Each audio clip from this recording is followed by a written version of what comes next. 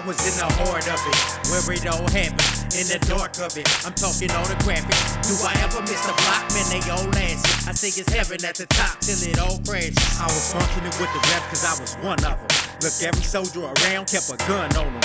Everything looking for them, running up on them. I got some pictures in my mind, I could never post them. It was explosive every day, we made a show of it. Tried to get rich and died trying, had to go for it. A generation off the killer made you know of it. But it's hard to be proud when you're grown from it. The clear wrong of it seemed right then. A fraternity, your brother stay fighting for respect and a disrespectful environment. Damn, the danger in the trenches was exciting. Life is the kill, at least that's how we move. And your word went nil, had to show and prove. And the stripes we approved was a stepping stool. The network grew, so did the investment grew. I was in the heart of it, where it all happened, in the dark of it. I'm talking all the graphic. Do I ever miss a block? Man, they all asses. I think it's heaven at the top till it all crashes. This is Gangsta-Gangsta, and I am your host, Askari Abdul Mutakam, and I'm here with my co-host, Mr. Michael Hall, better known as the Deacon, and some call him Whack, Whack, Whack, Whack. let's stop that. See, he want me to stop him now. Yeah. So Rufus Jones is also known as Bo Peep. Bo Peep from where? I was from Playboy Gangster. You was from Playboy Gangster. Yeah. I've been knowing Bo Peep, I don't know. How long have we been knowing each other, bro? Like 30 years. 30-something years. Like, it's like close. Yeah. It's like 92. Yeah. 31. Like that's like 31 years. Yeah. Yeah. So I've been knowing Bo Peep for a very long time. He used to be my celly. Yeah. Like when he used to be beating up on me when I was, Yeah, right. Yeah. Yeah. So let's get into this, man. So how long did you do in the pen? I did 34 years. 34 years. That's a long time. Yeah, absolutely. So too long. And so in your 34 years in the penitentiary, like what were some of the kind of things that kind of shaped you and made you who you are? The kind of things that just shaped me. Well, going in, I just had the attitude that I wanted to establish myself and not be a victim in there. You know what I mean?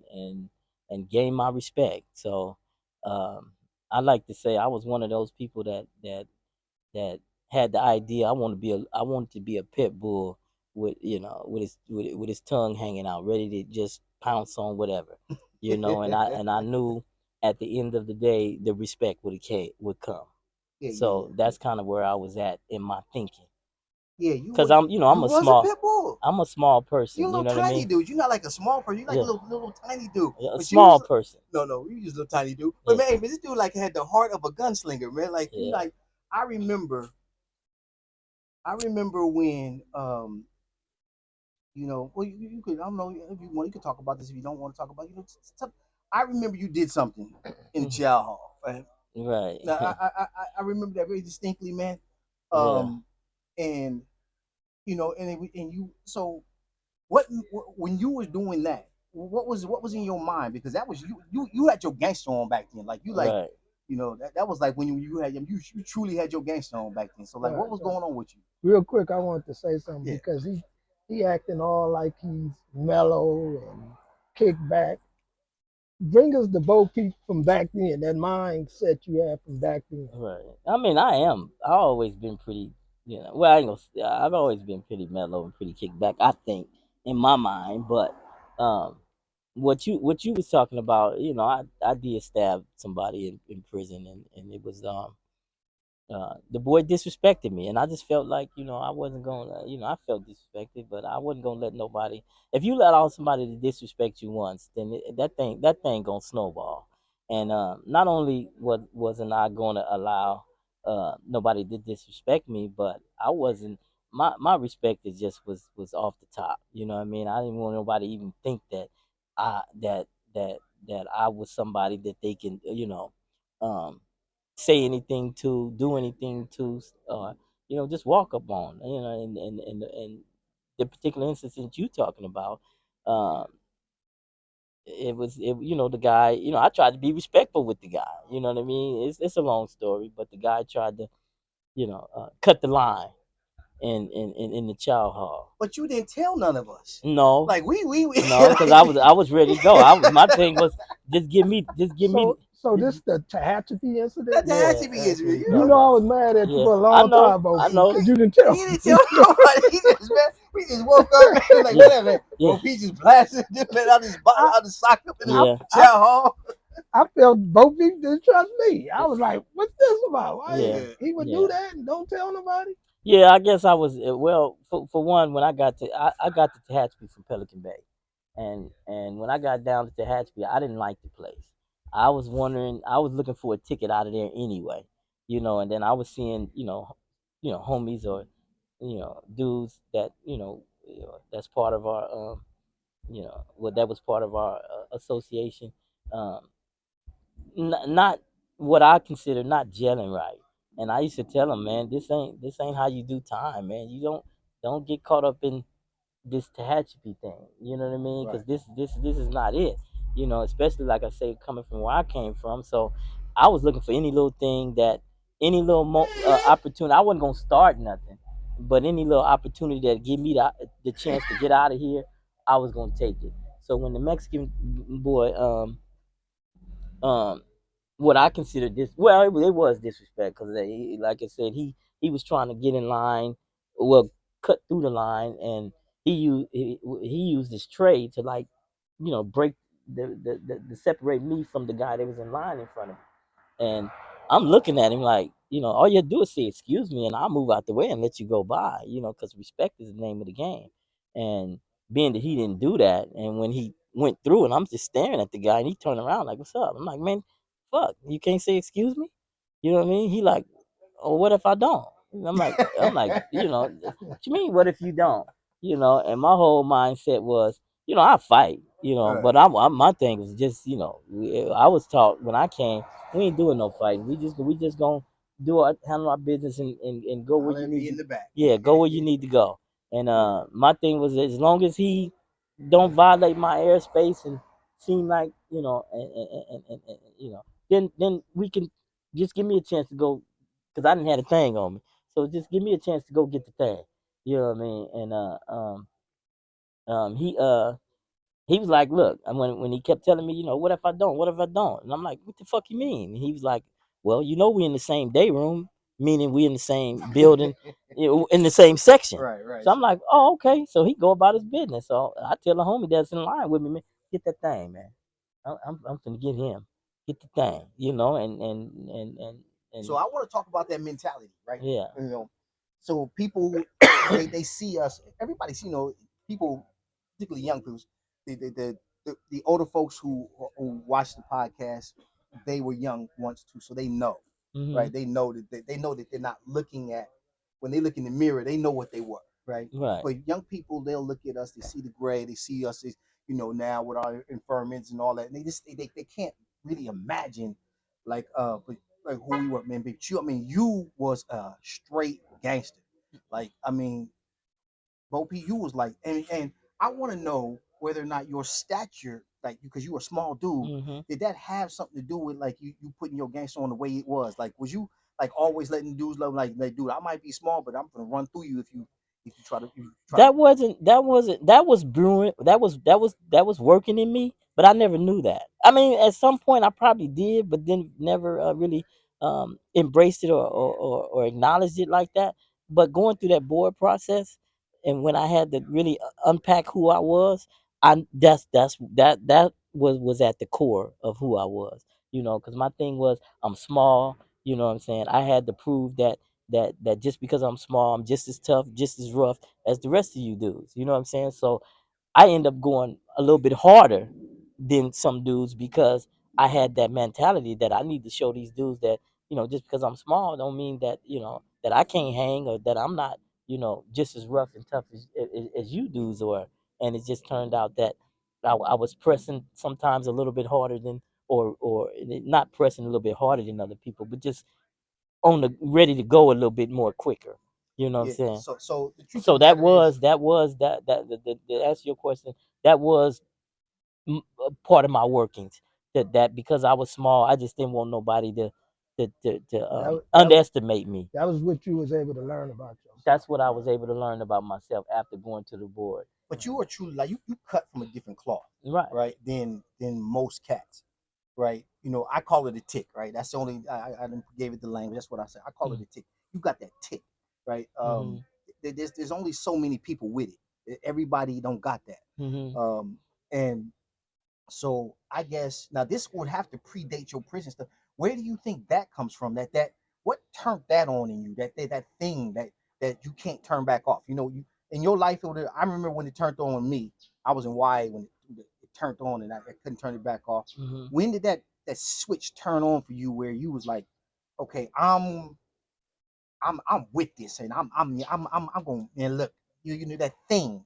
When did that turn on in your life? I think that when well, growing up, I always had that need for acceptance for one, and once, and that happened in the household, and we can talk about that. But uh, um, but once I got in the, you know, got in the streets, so to speak. It wasn't really in the streets because I was only like 11 or 12, and once I decided to join a gang, and based on that need for acceptance, and once I got in the gang and I seen how the things that I was doing was being praised, you know what I'm saying, and that, it was feeding that need for acceptance. It was feeding that. So once I saw that, I didn't want to never let that go. So I was willing to do anything to keep that going. You know what I mean? So it really wasn't a second thought. It was like, I'm not gonna go back there to that place where where I'm feeling like I need to be accepted by somebody. I So mean, in your mind, that became a way to be successful, exactly. is to be 100% gangster. Right. So and it wasn't hard. It was just making the decision to go. Let's go. You know what I mean? And I was, I had no problem, going. You know what I mean? So, and I was like, well, this is, it's kind of easy, but what I mean, there's consequences and stuff, but all you do is make up your mind and let's go, and then whatever the outcome, we can get the outcome that we want if we go hard. Right. And that's where I was at with it, and that's what made it easy for me. It's just that if we, you know, if Yeah. if we took a little bit off of it, then we might, be in trouble. You know what I mean? So, or we might end up on the wrong end of things. So my thing was, go hard, and then I got used to going hard, and that's just been the thing that's just the push that I always push with. That's what we bonded over. Like Right. that's what our Yeah. bond was like, Yeah. because we was just like that was Yeah. just our thing. Like Yeah. what? Yeah. And everybody was trying to hold us back. We was Right. we was just on that. Let's go, you Yeah. know. Yeah. But so talk to us about you talking about when you joined the gang. Talk to us about that. What happened in your life? Because I want to dispel this mythology, right? There's a mythology that goes around that says that everybody who joins a gang has the same circumstance, right? Right. We were talking to Hunchy, and Hunchy was talking about how he has, he had both his parents in his home, and Right. and many of those types of things. So, what's your story, your origin story? What's going on with you? What was going on with you that made you, enter gang life? Um. What got me is that in my household, I'm the only dark person. It's four siblings, like brothers and sisters. It's four of us, and I'm the third one. My mother had boy, girl, and I'm that third boy. I mean that third child, and I'm the only dark one, and everybody else is his a little bit lighter than him or his color, and so everybody born in Texas except me. I'm the only one born in California, and so um um I was being teased a lot for that in the household, though. You know what I mean? And I kind of got offended by that. That affected me. That affected my self esteem. And they used to always say, "Oh, we found you on the way to California," type stuff. And, Right, and, right, I always bought, and I got all the whoopings in the house. You know what I right. mean? Because I used to wet the bed, and then my mother in the whoopings, they was vicious. You know what I'm saying? And I used to wonder, like, man, am I really somebody they found, on the way to California? Because You the rest, carried this with you. I carried that This with me. So what I did was I told myself as a little kid that when I go outside and get friends, I want friends that don't judge me. Mm. You know what I'm saying? And so when I got out, 10, 11 years old, I started hanging with people that, just friends that looking for friends that didn't judge me. You know what I'm saying? And then the neighborhood that I ended up being from, I was living in an enemy um, neighborhood, and they came through just terrorizing the neighborhood. I ended up terrorizing these dudes, and the dudes that we was afraid of in the neighborhood was running, and we was like, damn, who is these dudes? You know what I'm saying? And then the guy, my best friend that lived on the block, um, his cousin used to come over on the weekends because their grandmother also lived on that block. You know what I mean? So his his cousin was there, and when the guys came by, and they got helicopters flying around and all kinds of stuff. So when the guys came by, they stopped and spoke to my best friend's cousin. And they was like, "Oh, what's up, man?" And they friendly with this guy and everything. And I'm like, "Man, you know these guys?" And he was like, "Well, I don't know what the word was back then in the '70s. It was like, that's my homeboy, whatever he said in my homeboys, whatever." And I was like, "Wow, I want to be one of them." You know what I'm saying? Because of the respect the dudes had, you know what I'm saying, and how friendly, even though they was running around here tearing, creating havoc in this neighborhood over here, they was cool with this dude. And we was number like 11 or 12 years old. You know what I'm saying? And they stopped and really greeted this dude and then told him, "Man, when we'll see you when you get back home." You know what I'm saying? Well, on some friendly shit. And I told him, "Man, I want to be one of them." You know what I mean? As a kid, and then so, like a year, maybe a year and a half later, my mother moved over there in the neighborhood. And I was like, "Man, this is my opportunity to be one of these guys." You know what I'm saying? And I wanted to show these guys, and once I joined, that I was I was well capable, and that I was worthy of being one of these guys. And what year was that? And that was in 80. That was in 80, 79, 80. That was in 80. All right, so Rufus, you was you was a youngster. You was you joined the gang. Eventually, you committed your what they call life crime, right? Right, And you went to the penitentiary. But before you went to the penitentiary, you had to go through L.A. County Jail. right. What year did you first go to L.A. County Jail? You talking about when I caught my Yeah, commitment? the first time you went to I LA was County. 18, so it was in 86, 86 or 87. 86 or 87. As soon as I turned 18, like, Did they suck you up from the halls, or they just no, took you no, straight I from? came from the streets to the to the county When jail. you turn 18, Yeah, as soon as I turned that 18, was I went in about, 85, wasn't it? was it 85 or 86, huh? When did I Somewhere turn up in there. 18? It's whenever I turned 18. Right. And I went to the county jail, and for a gun. And back then, they gave me 5 days. 5 days, and let my ass out. Yeah. That was the worst thing they could have ever did. So yeah, well, how was that? Like when you did that 5 days, like was it fun? Was it what was it when you was in the county jail for the first time? I wasn't. Was It you was. I was on the main line, so I didn't go to the module or nothing. I just stayed on the main line for the little 5 days. It was cool. I mean, I didn't. I didn't gonna say it was cool, but I was mean, it traumatizing? it wasn't. It wasn't traumatizing. Okay. And then that's what the board asked me when you first went to the county jail. That stuff. Why didn't that deter you? Because it wasn't. I was already being a street cat. What I say was a street nigga. You know what I'm saying? I don't like using that term, but just to be honest, you know what I'm saying.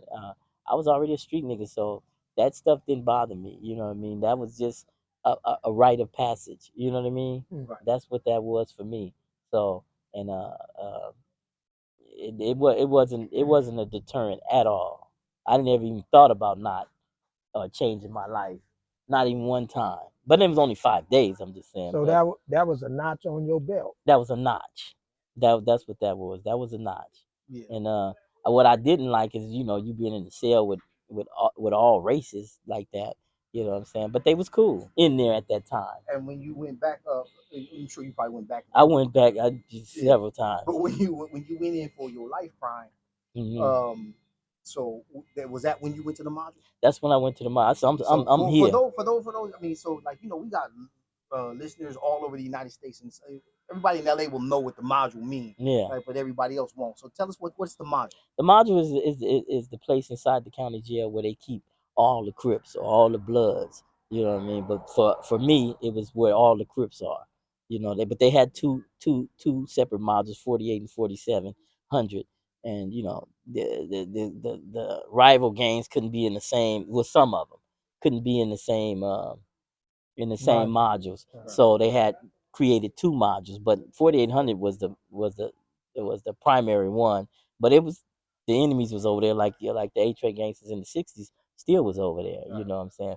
But us, the Playboy gangsters and schoolyards, and a lot of us off the west, and a few other sets that was in 4700 when I got in there. Yeah, but it was rough when I first got in there because I did a lot of shooting on the street and people couldn't catch me. But when I got in there, it was like, here you go, we got it. You know what I'm saying? So it was a lot of So how drama. did that go for you? Like you was in there, Mhm. you a tiny dude. I Yeah. mean, I don't, you from Playboy, so you ain't got no 1,000 homies up in Yeah. there, and now dudes want to be at you. Yeah. Like how'd that go for you? Oh man, it opened my eyes to a lot because it was only a few of my homies in there, and the dudes talked about me before I came because the dude, one of my homies that I used to run with, his big homie was in there. So the dudes that we would shoot, some of the dudes we were shooting at, knew one of the homies that was in it. Well, knew the other homie that I ran with, that his big homie was in there. They was asking about his young homie. Did he know me and his young homie? And he was like, oh yeah, that's the homies. He's like, yeah, they be in my hood. We had a shootout, so whatever. So they were just talking. But so when I came in there, now these dudes wanna get at me. You know what I mean? And so when the homie asked me, he said, man, what was y'all out there doing? I said, man, nigga, what we supposed to be doing? You know what I mean? What you mean? What I was out there doing? You know what I'm saying? Because he see all these dudes making all this ruckus about me being in here now. Right. You know what I'm saying? And they told me and then they was like, hey, this dude that saying that I gotta get it. Right. You know what I mean? And so the homies kept telling me, man, these dudes that really own you, man. This that. So they came to the thing, and dudes hopping over the tiers and coming down, looking at me, and I'm sitting in the fish tank. I'm like, I'm asking the homie that's in there with me. I'm like, who is that? He like, oh, he's from such and such. I'm like, who is that? He's like, these dudes talking about we got you now, you gonna get it and all this other stuff. I'm like, man, and now I'm scared. You know what I'm saying? I'm like, man, what the fuck? You know what I'm saying? Then the show lines coming and talking about, like, man, y'all ain't finna do nothing to the homie. Wait a minute, we enemies. Well, I'm not your homie. You know what I'm saying? So I'm like, what are y'all doing in here, man? What is going on in here? Right. You know what I'm saying? And it just had me shook up. So the dudes, they called the homie out and they talking. The homie comes to the cell. He like, look, Bo Peep, this is the deal. They said you know what you was out there doing. They said, man, all they want to do is you get down with these two dudes. I said, man, I'm not getting. Nah, that ain't gonna happen. I just come from the street, man. I'm not finna fight no two dudes. That's not finna happen.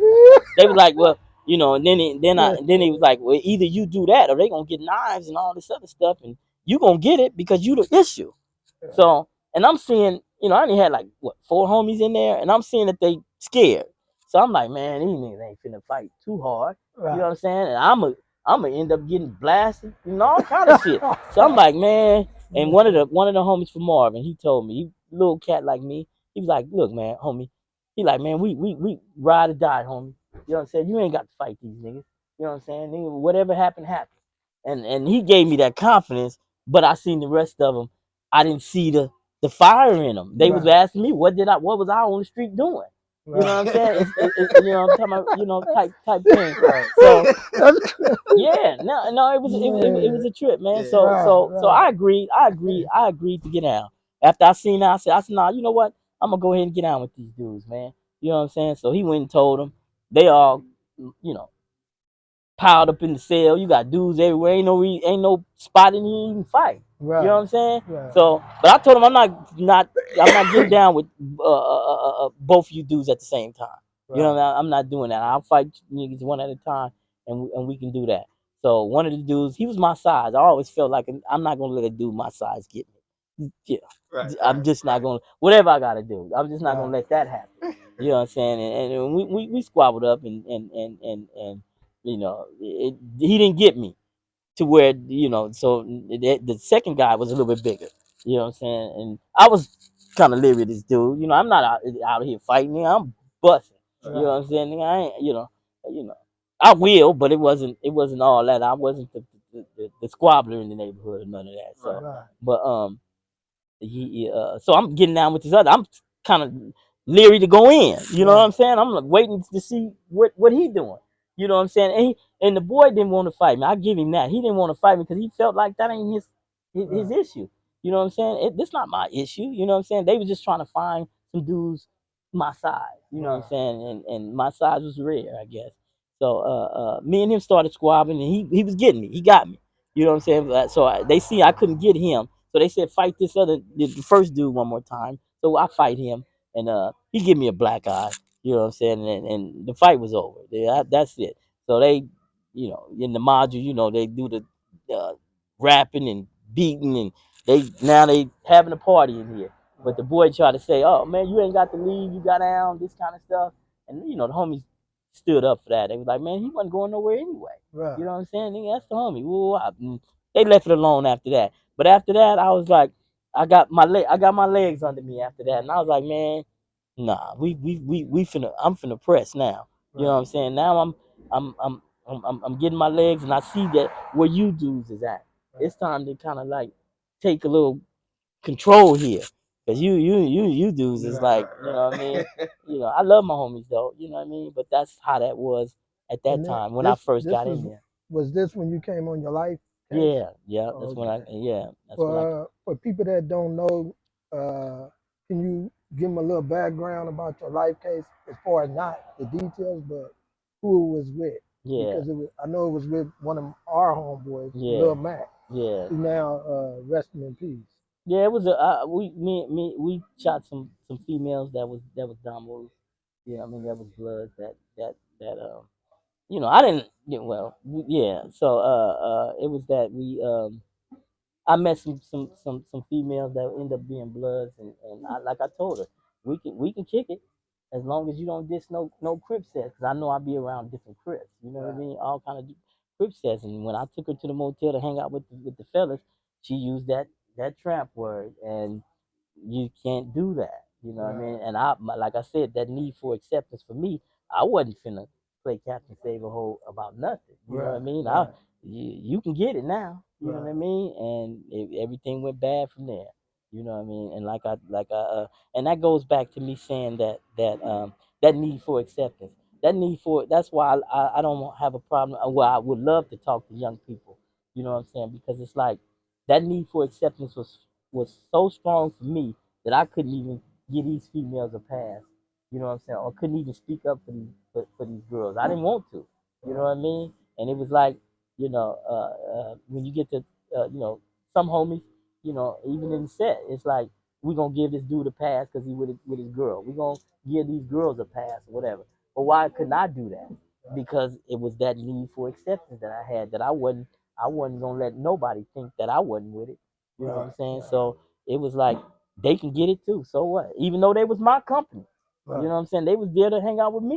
You Right. know what I mean? And even the board said it. They was like, man, and they kind of made me see it in that way, because they was like, look, man, those girls liked you, and you did that, and just over a word, and it made me look at that. But at the same time, it made me look at, damn, dude, your need for acceptance was so strong that really nobody mattered. You Was that the know, board that let you go, or the board before you? that was the board before me, before they let me go. That's when the first time you started to kind of think about like, damn, I literally uh tried to X these girls' life out over a word. Oh yeah, Yeah. yeah. They made me see it, man. And I always look behind like, so what? We gang members. Right. You get it how you get it. You know Right. what I'm saying? So if the shoe was on the other foot and I was in your neighborhood or something, or hanging out, or you took me over there, yeah, and I said something, negative to about one of y'all, I was gonna get it. You know what I Yeah. mean? Because Right. that's the truth, man. Language matters in this thing, right? Yeah, Right. What you say yeah, Right. matters. You yeah, know, not anymore like the clothing, like, but the clothing, man, used to matter. Like just literally, wearing blue or red in the wrong place would get you killed, right, right? People would, and they wouldn't even sometimes even care if you was where you was from or what right, you, whether you was from something. right, Just simply wearing those colors could get you killed. yeah. So that was a thing that we was killing people over language, over colors. Yeah, and Yeah. see I got to go back to that because that's so powerful for me. That was an eye opener for me. that when I realized that my need for acceptance is what motivated me, Right. it's like, dang, dude, your shit was that strong that you didn't even have you didn't have the confidence or the the strength to tell, man, we ain't doing this one. You know Right. what I'm saying? Did you I would tie that ever tie that back into what you were talking about earlier, which were your brothers and sisters? Like we found you on the I ended up going through the process with the board. I tied all that in there. Right. All that that's what showed me it. I was like, wow, I see my whole journey. I see what motivated me from day one when my folks being the dark one and only one from California, and when they was like, oh, we found you on the way to California, you ain't part of the family, whatever.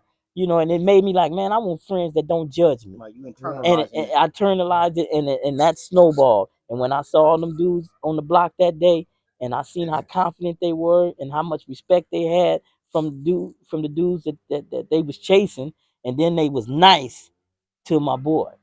Right. They was nice to him, and I was like, man, I want to be one of them. So and I see the whole dynamics of it. And when I started gang banging and started getting little praises from the fellas and uh, mental and emotional hugs from them just by me, being with it and being, going, not saying no. Let's do it. Let's do this. Let's do that. Let's do that. Right. And I knew that worked for me. That worked for that need that fed that need for acceptance. It worked for all that. And then I didn't know that was at play at the time. I just knew. I mean, I couldn't label that, but that's what was going You on. just knew how it made you feel. Yeah, and then when I got to prison, it was the same way. It was the same way, and then it got to the point where I started seeing people not all the way with it. Right. Like, damn, man, I ain't, nah, we Right. ain't doing that one. You know what I'm saying? And I was like, man, Right. shit, y'all making it easy. Right. Y'all making it easy, and then you still getting the accolades from the Right. behavior, and it's something I'm used to now. Right. You know what I'm saying? I used to have to try to motivate some people. Like, man, Right. anyway, like when I was in prison, I used to tell people when they wanted to get on, man, this dude foul or he whatever, man, let's get on this dude. We're never getting out of prison anyway. Right. We going home in a pine box. Exactly. What are you scared to get on this dude for? Right. This is our home. This is our home, so we Right. got to live this. And and I, People used to always say to me like, they say, J Mouse, you jail like that, because they I didn't have life, so they be yeah, like, you jail like you like got you life. did. That's because you two did. dudes, man. Yeah, Y'all you missing. did. I was surprised that you didn't. I used I to was like, be, damn. I used to be like, what they gonna do? Put me in jail? I'm already in jail. Yeah, So it's yeah. nothing they can do to me. Yeah, I was surprised when I You found know? out that you didn't have life. I was like, damn, man, I would like to be in that position. Maybe I wouldn't be so. My situation dictated a lot Right, right. because I'm not going home. This is it. This is it for me. You know what I'm saying? The only things that had me thinking about going home is when my kids got a little bit older and they was like, Dad, when you coming home? Other than that, man, this was it. You know what I mean? And for me, my need for acceptance was Mhm. so great Mhm. that I didn't care if I didn't go home, because my Right. See, homies, the that's dudes that I was with, yeah. wasn't going home anyway. So Anyway, if I had to be here with them, I'm with them. I'm with yeah, them. Like Yeah, that's yeah, it's and you can crazy see how you that. think about like you think, right. but I didn't care. I honestly, and y'all saw that. Yeah, I didn't care. I was yeah, like Right. one of them dudes like yeah. that. And I tell people sometimes that happens where I I get into them To be that, honest, that space. I thought you had life. Me too. I didn't Everybody's even think. I didn't even back then. I thought you had life. Yeah. yeah. Until he was my celly, and he told me that, how much time he had, and I was like, Right. he had a stretch to do, Yeah. but I'm like, damn, but it speaks volumes to your commitment, Right. to the commitment It was that it, we it that was we y'all, man. I'm no serious, yeah and not just y'all too, but like yeah y'all played a major role. mhm, But it was homies like y'all. That was because they were frontline homies there. They were yeah like, and that's Right. dudes that raised me. Like I came up under y'all with y'all, and that influenced me. So I want to ask this question about that, because y'all responsible for me. huh. Um, how do you feel And this is about you because we already talked to Michael about this, right? Right. But I want to go back before I say this. Michael always says that hurt people, right? Man, when I heard that, that's true. And I want to bring that back to that because I want to realize, I want people to realize that words hurt, right? Like when you telling your brother, like that you ain't really a part of the family, and he internalizing that, Right. that hurts. That causes hurt and pain and trauma in and of itself. And then you stack that on with all the other things that go on in our life, that can really put somebody on a trajectory. So it's really important that we understand the way we talk to people matters. Right? How we talk to people matters. So let me ask you this though about what kind of responsibility do you feel, or do you feel any responsibility for having your gangster at such a high level that you influenced other gangsters to be like that, or do you think that happened? Do you think that your gangster influenced other people's gangsters? In the moment, maybe in the moment of being in prison and having to do stuff, yeah. But I never looked at it like a person looked at Bo Peep and felt like, man, I want to, measure up to what Bo Peep is doing. So my thing was just, man, we going, and I was trying to make that commitment because I didn't want to get hurt. So, man, look, let's get this dude, and I'm not gonna let him get you, and you don't let him get me. Aware of your influence that you No, had on other I, people. I really wasn't. I was too busy trying to, do me and make sure that that I met the expectations of our environment and the expectations I placed on myself. I was too busy doing that. I didn't. I never saw the influence. Later, when You had an influence on me. yeah, When you came to Tehachapi and you did that, yeah. man, I thought about that so much. I couldn't wait to do it to somebody else. That's Yeah. real. That's real. No, that's why I feel bad when you told me, man. When you like y'all say, you didn't tell nobody, and Right. I feel bad about But that at because the same time, I was like, that was gangster. That's how yeah, you supposed to do it. yeah, That was like You because know? I was a real young kid yeah, then, and that was like a moment, like damn, and like Right. and yeah, that and that going by yourself thing is a thing with me, right? Like yeah, that Right. that like making sure, and yeah, that's about ego though, right? For yeah, me, it no, was about right, it's just like pure ego. yeah, I Right. want to be Right. able to knock you down by myself, and somebody say, "Man, make you see what J Right. Miles did?" Like, yeah, woo, like that was yeah, kind of yeah, ego type of Exactly. thing. yeah, But Right. that was that, that's the kind of examples that we were seeing. yeah. And and I don't want nobody to think we bragging about. I mean, we were what we were. We It's did our what we truth. Right. did. It's Right. it's, it's, Yeah, it's Right. our truth. But I'm saying that as we grow into who we are as men now, we take that with us, right? right, Like, Exactly. and one of the things that we talk about is that all the time we never shed all of it, right? right, Like somebody told me the other day, I work in the organization, I go in prison and teach, I'm doing all kinds Right. of things, right? But the brother told me, he's like, we had a staff meeting the other day, and he's like, he said, man, you ever see a Scary when he get mad? He go full level 4, like yeah, and this was like last week, like right, somebody did something yeah, that just yeah, it just flipped a switch in me, and I was yeah, like, that whole, y'all seen yeah, that scare stare I yeah, get yeah, sometimes. I was like, man, my heart, I just went like completely into another zone, and when he said it, I had to say, that's something I still got to work on, Right. right? Because you that's that I don't care. I will do whatever I need to do Exactly. and the ego involved and yeah. all kind of other stuff. Right. Um, so as a man now, and you're fresh out, have you had to confront Bo Peep out here as an adult man? Has it had to happen that you had to pull that dude back? Uh, I'm I'm sure I have, but I can't remember I can't think of a specific. Tell Uh, tell J Mouse and tell the viewers about the incident that happened when you was in prison. You already got a date. You oh wow, waiting wow. to go to To my Recision your hearing. rescission hearing Yeah, and wow, how you lost control. yeah, wow.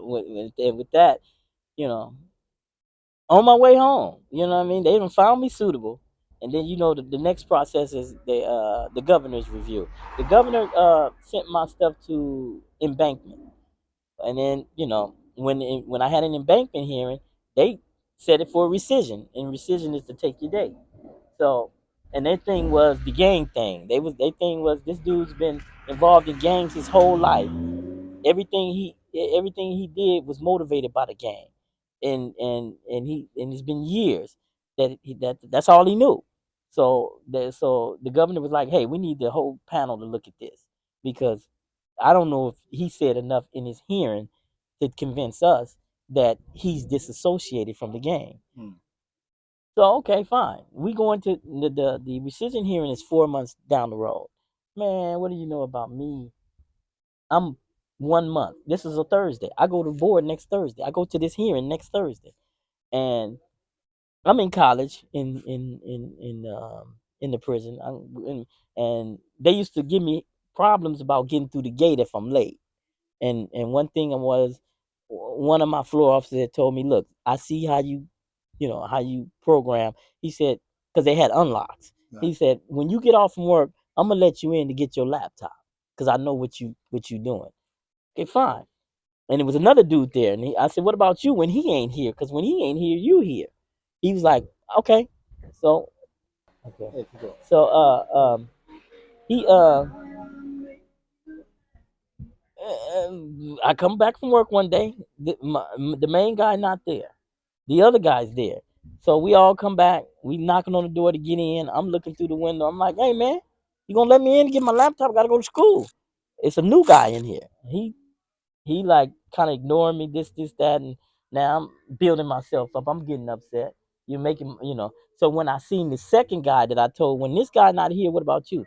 I seen him come by. I kicked the door. Hey man, what's up, man? Can I get my. And he like, hold on. So when he finally before he opened the door, I tell the fellas that we out there with. I said, man, I'm going in. He finna get it. And that's when I convinced myself that, and I shouldn't have did that. And one of the homies that was going to the board, he said he should have told me, like, hey man, Right. get out of that mindset.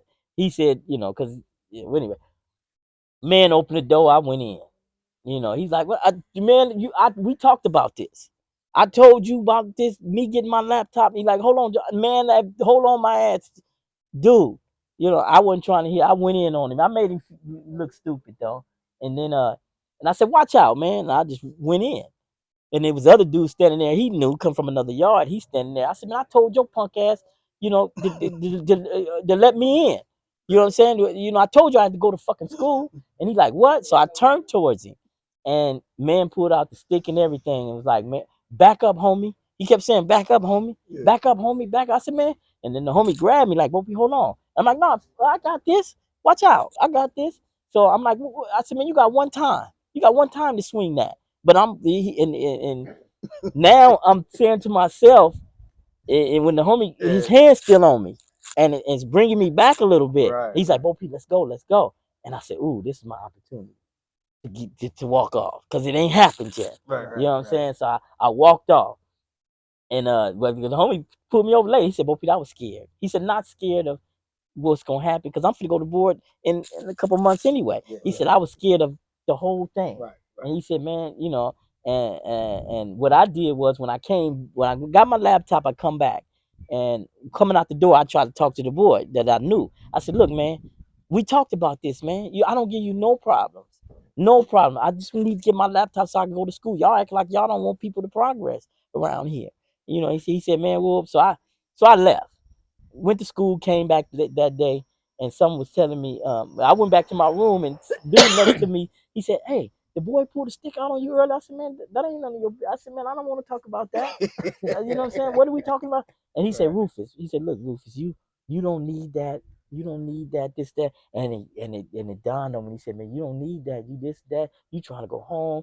He said, man, when I looked down and tear the boy down there, the one that I didn't know that pulled out the stick and all that. Right. So he said, man, you probably need to go talk to him. And I said, damn. I said, you know what, you right. So I went down there and I said, hey man. He's like, what's up? I said, man, look, just want to talk about what happened earlier today. He said, what's up? I said, man, that wasn't personal to you. that wasn't personal to you. It's just that me and the other guy talked about this. You know, that when the main guy not he was gonna let me in to get my stuff. And luckily that this dude acted tough. He was like tough. The police. He was like, look, man, you see, I don't push my button. I handle my business. I said, you know, I respect that. I'm yeah, I see it. You know, I'm kind of trying to butter him up too with it. I said, I see it. I respect that. Totally. I just want the boy to write me up because I'm going to board next week. And that'll sunk my ship. You know what I'm saying? That'll sunk my ship. And then so after that, and you know, it all went away. And mind you, when I got out, the day that I went to R&R, this guy is sitting in R&R. This same guy sitting in R&R. They could have sunk my sprayed you ship. or pushed his button. Yeah, could have sunk my ship. Right. When he said that, when he did that, when he saw me, he said, "Where you going?" I said, "Home." I said, "Thanks to you." You know what I mean? He was like, you see, he liked it that. You know what I'm saying? And because he could have sunk my ship, man. He could have So sunk how my many ship. times? Because I know this is true in my own life that as many times I guess as that thing that gets you in trouble, it also gets you out of trouble because like you're talking about like that when people see you're that dude that's willing to go that extra mile, somehow it just back them up. It does, right? It does. It just. So how many times have you like that, or you have that experience in your own life, like where you just like with people and I was telling Baby Duck about this like one time we were talking about it's a bluff, but it's not, right? Right. I don't know how to explain like, it. It's right? almost like playing chicken. Right. It's like it is. It's but like, I'm going. I'm gonna let you know what I'm gonna like. I don't want to do this. Right. I don't want you to do it. Right. But we're going right here. Yeah. And if you blink, then it's gonna happen. we gonna right? go. But if you don't, then okay. Right. You know where I stand. Right. You know where I'm at. So yeah. Yeah. I had we had a lot of those situations. So and that's crazy that you describe it like that because that's true. You know, I'm ready to go, Right. but it's like a saying that I learned. No one loves peace more than the soldier that's been to war. Right. You know what I mean? Because they know all the blood and gore and people, you know, the lives lost in battle. So who wants that? Don't nobody want that. You know what I mean? So if we can avoid it, meaning if it just don't happen, fine for us, fine for me. You know what I mean? But if we gotta go, we going. You know. Do you know that's how I began to stop incidents in prison? Because I remember you talked about with the young ladies that incident happened with, and you said that you wanted acceptance so much that you wasn't man enough to like stop it from happening. But I started as I started reflecting on, I knew I didn't want to get into a lot of the incidents I had got into, Right. but I didn't have nobody to stop me from getting into it. Right. So when I seen other guys doing things that I knew they really didn't want to do, I became that person that would stop them from doing it. Like, man, you don't have to do this. Come on, bro. Right. Because You know? you was you was in a position where you would like somebody to step in to stop me. To stop you. Yeah. So you understood it that way. Exactly. And well, one thing I said for me, it was kind of like the opposite at one point in my life where I was doing stuff, you know, sort of by myself in a sense that, and I was kind of left alone to fight some battles that when I saw somebody when they was mad, I wanted to go with them. Right. Like because I I felt like alone in some ways that people didn't support, you know, the get down, just like the corker shoe stuff when with that gladiator stuff. You had people not coming out. Right. But I'm coming out every 10 days. We finna get cracking. Right. Even though I didn't want to. Right. But I said, man, I'm not finna lose my reputation back here. You know, I'm coming out. Every 10 days I'm coming out. So when I did get to the line and people got mad at the police or they got mad at something and they want to do something, I'm like, man, look, that's what you want to do, I'm gonna go with you. If you mad enough, you want to do that, I'm gonna go with you, man. You know what I'm saying? And I started doing that at one point. You know what I mean? So I was always gonna support a homie that wanted to do something. Yeah. But in my later years, when I knew that I had an opportunity to get out of prison, but I'm still associated with the homeboys. And if I'm associated with the homeboys, then I have to do if an issue come up, I'm gonna have to follow up. Right. So I stopped a lot Let's of get off. issues Let's get to off in make it front to of where that. where I'm at today. Yeah. Right. And I was the same way. I got to the point where I was the peacemaker. You know, well, in the sense, because you know, we've been through so much. We know how to handle these situations. Exactly. Right. But if we saw that the dude just couldn't, that's just if what you there's want to nothing we do, can do, then that's fine. we But gotta go. look, man, because all situations are avoidable. Right. All situations, no matter, you know, it don't never have to go to violence. It's always avoidable. It's just that you got to have the right person with the right mind, with the right vision, or with the right understanding to address this situation. You know what I mean? It don't never have to go to violence. You know what I mean? And you have to have a partner though. You do like the dude got to be in the mindset to hear you, right? Yeah. And that's what we talk about, that credible messenger thing. Like when Right. we in the work that we do, that credible messenger is the person who, when you talking to a homie, like he don't have to wonder about your bona fides, right? He like, okay, man, the homie like is for real with this business. So when he telling me to stand down, he ain't telling me to mark out. He ain't trying to be no mark. I know this dude, you know. So there's some credible, you know, that's what they call a credible messenger. I started telling them, you know, we going to court. Right. I started telling them that we're going to court because we finna catch a case. Right. Because I'm not no brakes. All gas, no brakes, man. Exactly. And that was a thing where that also stopped a lot of stuff, right? What we was talking about earlier with the bluff. It wasn't even a bluff though. A lot of times you knew these dudes wasn't as serious they wasn't as you as were. they putting it out. And like as you were, I'm this serious. Right. So if you make me have to go there, we're going there all the way. Yeah. Right. You know. And that's all you had to tell a lot of dudes, and that backed them up. Because you be like, man, check what, we ain't finna go out here playing. Right. So if you ain't ready to go kill or die, you better back that up, because we ain't doing no playing out here. And the crazy dudes like, oh, wait a minute, the crazy thing, extreme they didn't have to tell us that. We just knew it. We just knew it. Like you like, man, let's go, or or if it's going down, it's going down.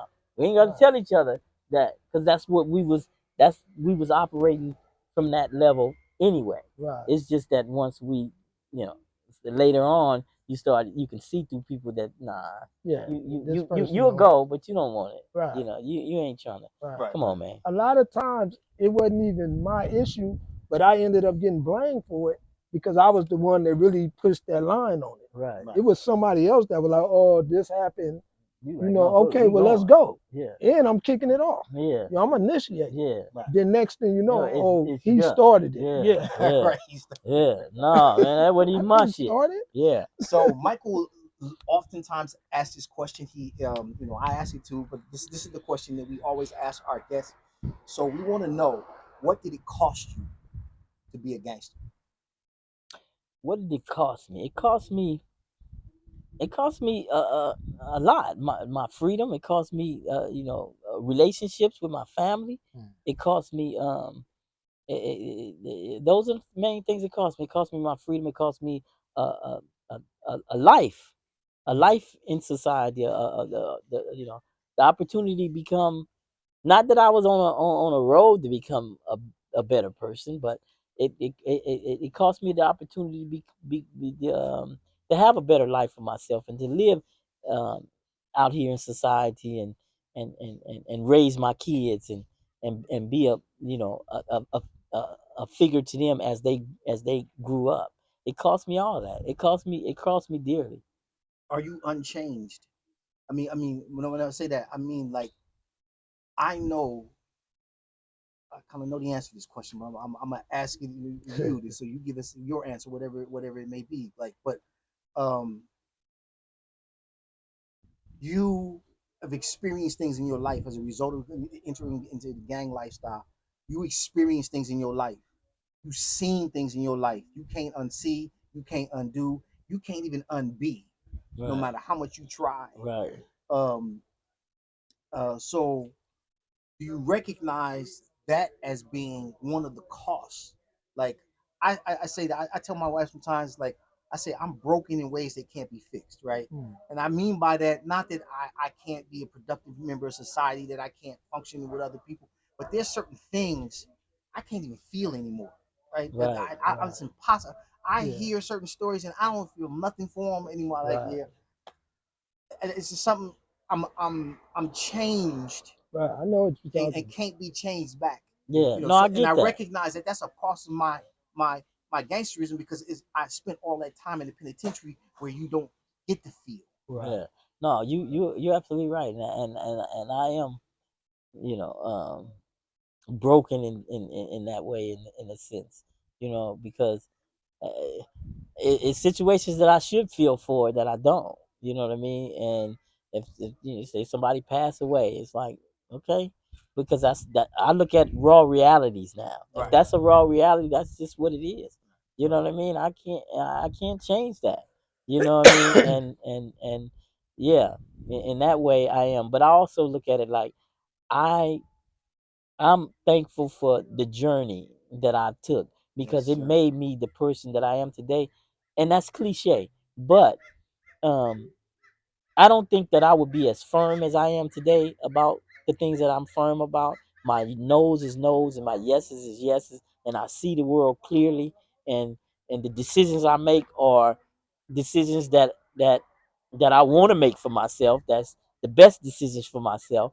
I see it. I see those things now, and I just hate that I hurt the people along the way. The Right. people that got hurt along the way. If I could take that all out, but still have somewhat that journey, I don't know how you're gonna be able to do that. But I just like the person that came out the wash. Right. You know what I mean? Because you can't pull the wool over my eyes about nothing, and you can't convince me to do something that that I don't want to do. Just like when I talk to the board, what's the main thing to keep you doing the right thing? Consequential living. You know what I'm saying? Consequential thinking. I think about the consequences of things. You know what I mean? That's what keeps me from doing a lot of things. I'm not. I don't want to accept the consequences of it. So I'm just not gonna do it. I don't have to. I don't have to do it now. You know what I'm saying? So if it's like hey, let's do this, or hey, let's do, man, I'm good. I can tell you no. And that one thing, not to blame nobody for my situation of going to prison and all that. I always say I believe I got myself in that situation because I couldn't say no to people. You know what I mean? I couldn't say no to people. So now I'm quick to say hell no. You know what I'm saying? No, I'm good, and I don't even have to say hell no. I just say no, and I'm gone. I'm cool on that one. Yeah. I don't have to, and then if I have to explain myself, then yeah, you might not like the way I explain myself. I mean, what comes out of that, but no, man, hell no. Hell You know no. what I'm saying? But I'm good. You know what I'm saying? It's wonderful out here, man. It's wonderful man, out here, the man. freedom they do. Like Yeah.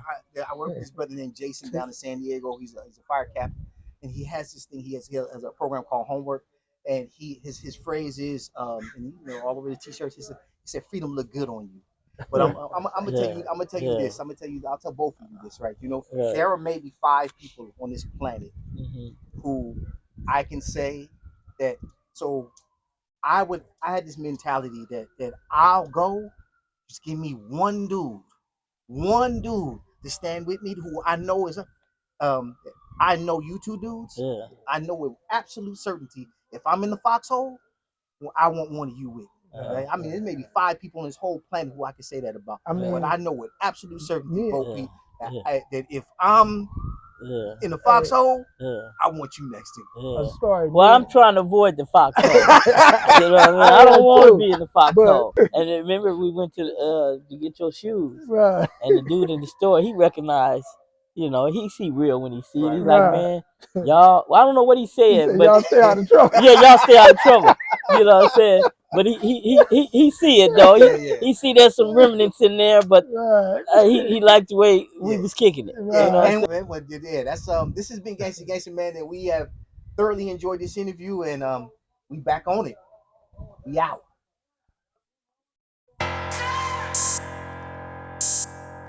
Yeah. I was in the heart of it, man. I was in the heart of it, where it all happened, in the dark of it. I'm talking all the graphic. Do I ever miss a block? Man, they all last. I think it's heaven at the top till it all crashes. I was